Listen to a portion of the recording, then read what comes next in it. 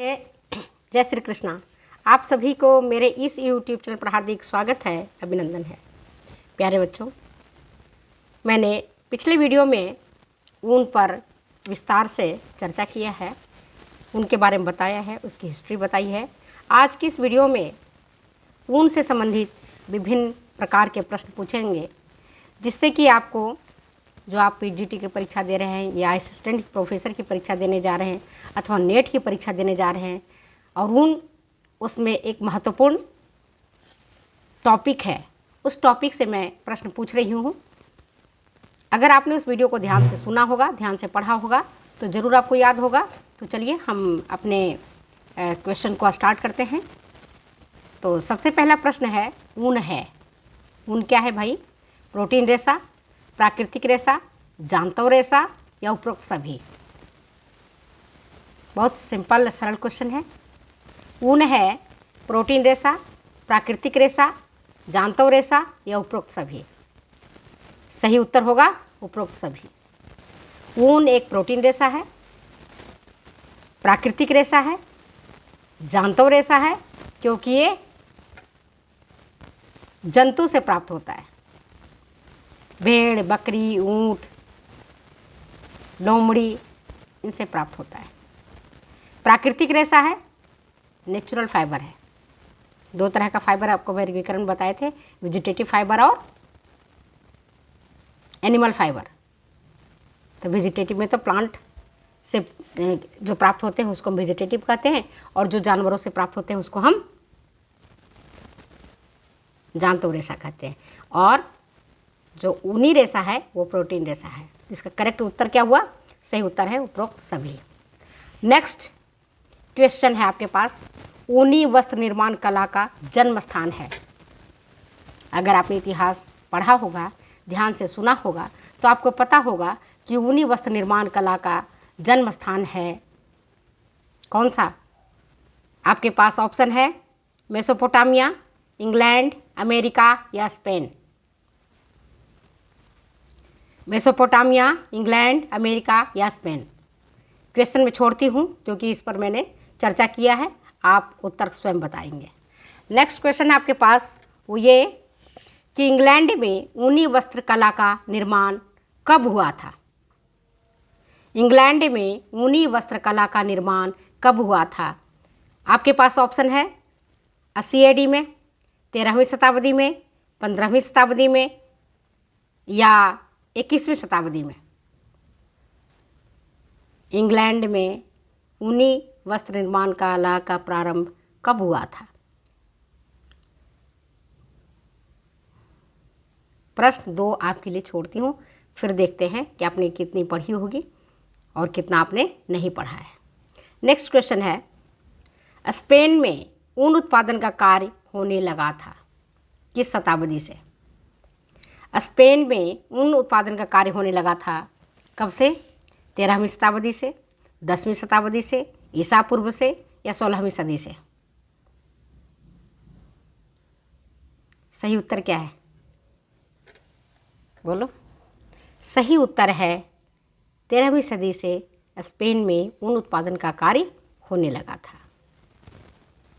Next question आपके पास, भारत में सबसे पहले ऊन उत्पादन का कार्य प्रारंभ हुआ था, कहाँ से हुआ था? भारत में सबसे पहले ऊन उत्पादन का कार्य प्रारंभ कहाँ से हुआ था? पहला है कश्मीर, दूसरा है जोधपुर, तीसरा है जैसलमेर और चौथा है उत्तर प्रदेश। सही उत्तर क्या है? सही उत्तर है कश्मीर। भारत में सबसे पहले ऊन उत्पादन का कार्य कश्मीर से प्रारंभ हुआ था। नेक्स्ट क्वेश्चन है, पश्मीना शॉल कहाँ बनता है? पश्मीना शॉल का नाम मैंने सुना है, आपने भी सुना होगा, बहुत फेमस है पश्मीना शॉल। वो कहाँ बनता है, किस जगह पर बनता है? ऑप्शन आपके पास कश्मीर में, दूसरा उत्तराखंड में, तीसरा झारखंड में, चौथा है छत्तीसगढ़ में। थोड़ा भी आपने पढ़ा होगा तो इसका उत्तर आप दे देंगे, पश्मीना शॉल बनता है कश्मीर में। कहाँ बनता है पश्मीना शॉल? कश्मीर में बनता है। नेक्स्ट क्वेश्चन है आपके पास, मेरिनो ऊन प्राप्त होता है। तो मेरिनो क्या है? एक प्रकार का मेरिनो ऊल जो प्राप्त होता है, तो मेरिनो क्या है? एक प्रकार का भेड़ है, पहला ऑप्शन।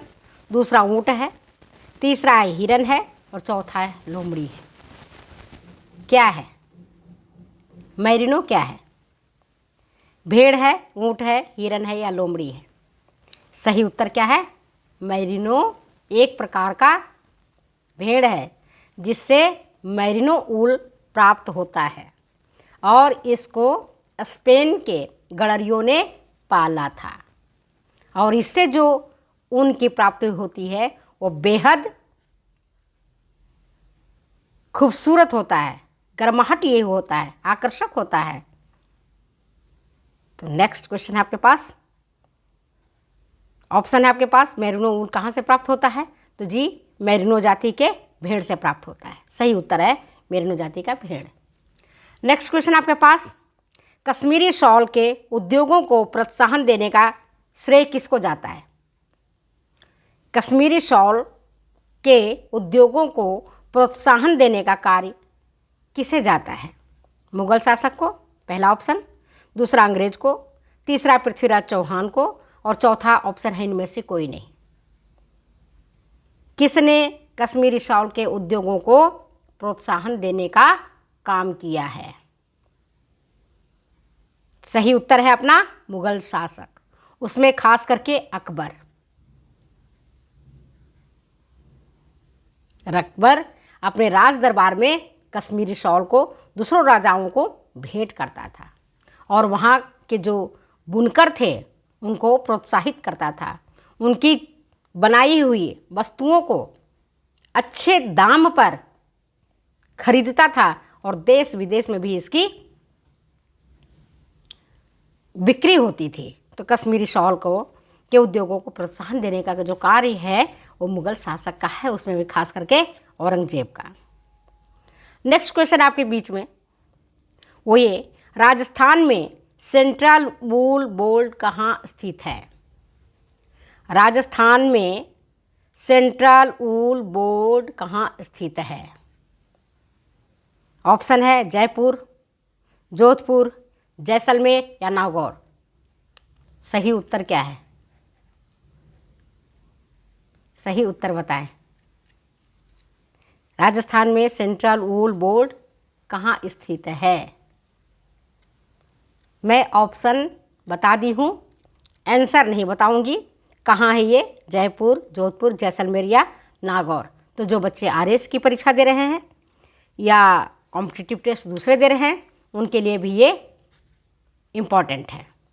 नेक्स्ट क्वेश्चन है आपके बीच में वो ये है कि राजस्थान में स्टेट वूल मिल का उद्योग कहाँ स्थित है? राजस्थान में स्टेट वूल मिल का उद्योग कहाँ स्थित है? किस जगह पर स्थित है? पहला जयपुर, दूसरा बीकानेर, तीसरा नागौर और चौथा टोंक। सही उत्तर है अपना बीकानेर। तो ये सारे क्वेश्चन मैंने आपसे पूछा है। नेक्स्ट क्वेश्चन आपके बीच में है वो ये कि भारत में सर्वाधिक ऊन उत्पादन कौन सा राज्य करता है? भारत में सर्वाधिक ऊन का उत्पादन किस राज्य में होता है? भारत में सर्वाधिक ऊन का उत्पादन किस राज्य में होता है? ऑप्शन है आपके पास राजस्थान, दूसरा हरियाणा, तीसरा उत्तर प्रदेश और चौथा मध्य प्रदेश। कहाँ होता है? राजस्थान, हरियाणा, उत्तर प्रदेश या मध्य प्रदेश। सर्वाधिक ऊन का उत्पादन, सबसे ज़्यादा प्रोडक्शन ऑफ वूल होता है राजस्थान में। भारत में सबसे ज़्यादा अगर ऊन उत्पादन होता है तो राजस्थान में होता है। अब भारत में ऊन उत्पादन के क्षेत्र में द्वितीय स्थान पर कौन है? कौन सा राज्य है द्वितीय स्थान पर? बिहार, झारखंड, राजस्थान या जम्मू कश्मीर?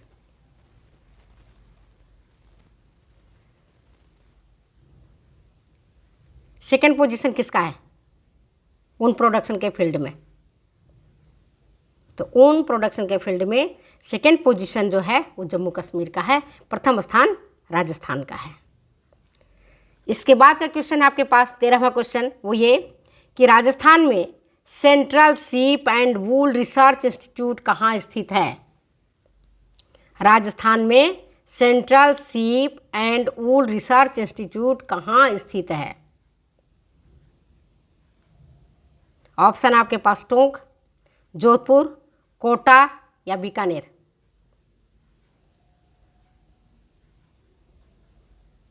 क्वेश्चन छोड़ती हूँ, आप वीडियो देखिए, आपको आंसर मिल जाएगा, जवाब मिल जाएगा आपको। 2-4 क्वेश्चन तो छोड़ूंगी ना टेस्टिंग के लिए, देखते हैं बच्चे पढ़ते भी हैं या मैं ही उनको पढ़ाती हूँ। नेक्स्ट क्वेश्चन आपके पास, भारत में ऊन उत्पादन का काम सबसे पहले प्रारंभ कहाँ हुआ था? भारत में ऊन उत्पादन का काम सबसे पहले प्रारंभ कहाँ हुआ था? कश्मीर में, जम्मू में, छत्तीसगढ़ में या जैसलमेर में? ये भी क्वेश्चन छोड़ती हूँ आपके लिए, जवाब दीजिए, कहाँ हुआ था? भारत में ऊन उत्पादन का काम सबसे पहले प्रारंभ कहाँ हुआ था? नेक्स्ट क्वेश्चन है वो ये, राजस्थान का सबसे बड़ा ऊन बाजार कहाँ है? राजस्थान का सबसे बड़ा ऊन बाजार, ऊन मार्केट कहाँ है? कहाँ लगता है सबसे बड़ा ऊन मार्केट? ऑप्शन आपके पास बीकानेर, दूसरा है नागौर, तीसरा है चूरू, चौथा है जयपुर। करेक्ट आंसर क्या होगा? Correct answer will be Bikaner. सबसे बड़ा वूल मार्केट बीकानेर है, राजस्थान का बीकानेर जिला है। नेक्स्ट क्वेश्चन आपके पास है, राजस्थान में ऊन प्रशिक्षण केंद्र कहाँ स्थित है? राजस्थान में ऊन प्रशिक्षण केंद्र कहाँ स्थित है? बोलो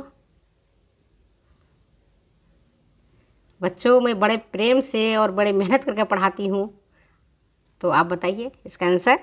राजस्थान में ऊन प्रशिक्षण केंद्र कहाँ स्थित है? ऑप्शन आपके पास जयपुर, दूसरा है जोधपुर, तीसरा है आपका बीकानेर, चौथा है उदयपुर। सही उत्तर क्या है? सही उत्तर है जयपुर में ऊन प्रशिक्षण केंद्र स्थित है। नेक्स्ट क्वेश्चन आपके पास है, बहुत ईजी, बहुत सरल। जैसा कि मैंने आपको कहा कि कोई भी कॉम्पिटिटिव टेस्ट देते हो तो उसमें 30 to 35% क्वेश्चंस आपके बहुत सरल आते हैं। सरल क्वेश्चंस में है, ऊन प्राप्ति का मुख्य साधन क्या है? भेड़, ऊंट, लोमड़ी या हिरन? भेड़, सब कहते हैं भेड़ के बालों से ऊन की प्राप्ति होती है। नेक्स्ट क्वेश्चन है आपके पास, विक्यूना के बालों से भी ऊन की प्राप्ति होती है। विक्यूना के बालों से भी एक ऊन की प्राप्ति होती है, तो विक्यूना क्या है? ऊंट है, भेड़ है, लोमड़ी है या हिरन है? विक्यूना क्या है? ऊंट है, भेड़ है, लोमड़ी है या हिरन है? क्वेश्चन आपके लिए छोड़ती हूँ।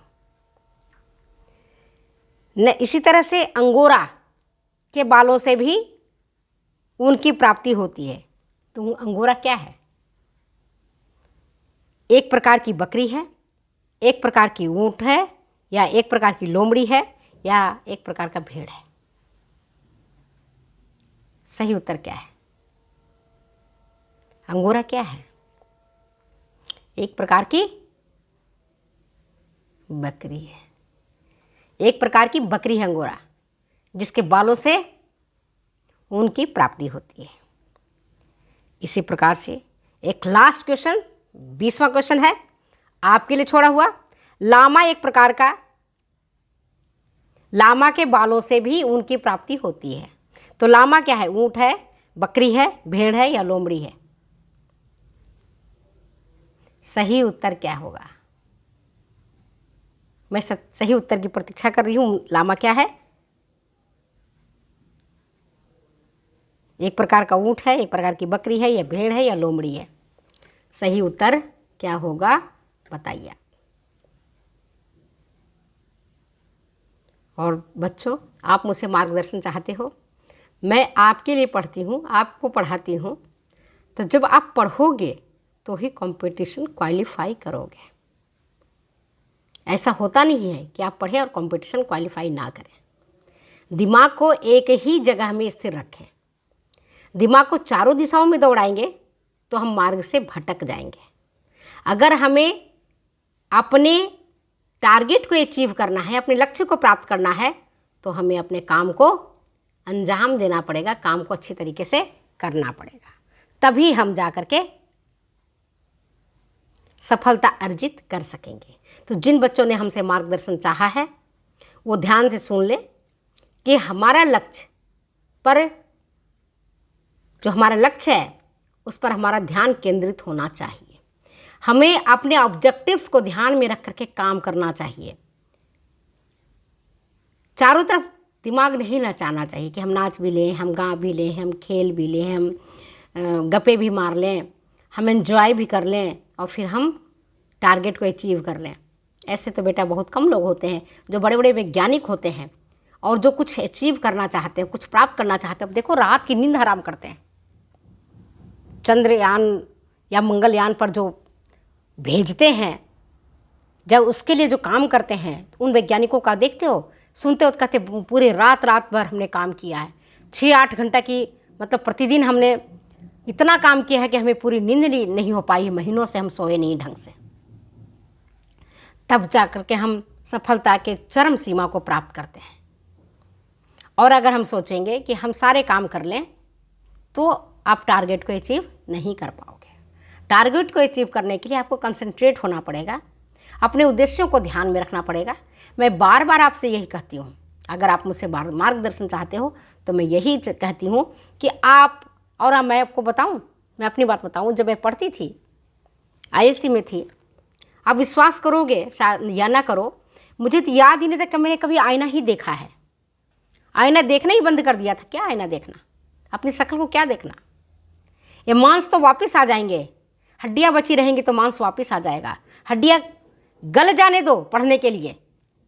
जैसे कि कर्ण करता था, परशुराम के आश्रम में जब रह करके कर्ण पढ़ाई करता था तो केवल और केवल धनुर्विद्या पर भी उसका ध्यान जाता था, अन्य चीज़ों पर उसका ध्यान नहीं जाता था।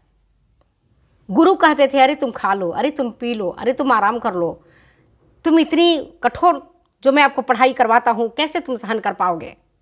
लेकिन उसका एक ही उद्देश्य रहता था कि मुझे धनुर्धर बनना है। तो आप तो या कुछ करना है तो आप या तो अर्जुन की बातों को ध्यान में रखो कि हमें श्रेष्ठ धनुर्धर बनना है, तो चाहे कुछ भी हो जाए मुझे अपने काम को अंजाम देना है। या कर्ण की बात याद रखो कि भले हमारी हड्डियाँ गल जाए, हमारे मांस पूरे गल जाए, हमारे हड्डियों से हमारा मांस चिपक जाए, लेकिन हमें पढ़ाई करनी है। तब तो बेटा सफलता आपकी चरण चूमेगी आकर के। याद रखना कि मैडम ने सही कहा था, वृंदा मैडम ने सही कहा था। अगर आप कुछ प्राप्त करना चाहते हो तो आपको पूरे तन मन से पढ़ाई करनी पड़ेगी। Okay, bye. फिर मिलते हैं अगली वीडियो में अगली बातों के साथ।